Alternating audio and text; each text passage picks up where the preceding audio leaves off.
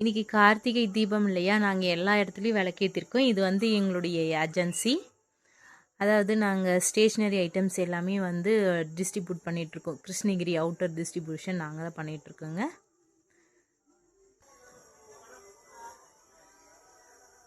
அடுத்து பார்த்திங்கன்னா இது வந்து எங்கள் ஜூஸ் ஃபேக்ட்ரிங்க.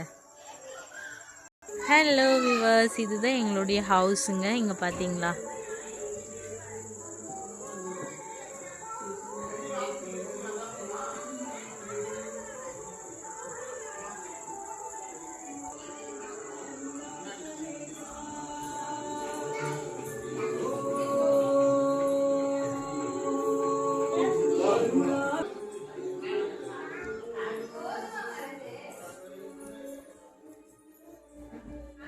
இதுதான் எங்கள் பூஜை அறை.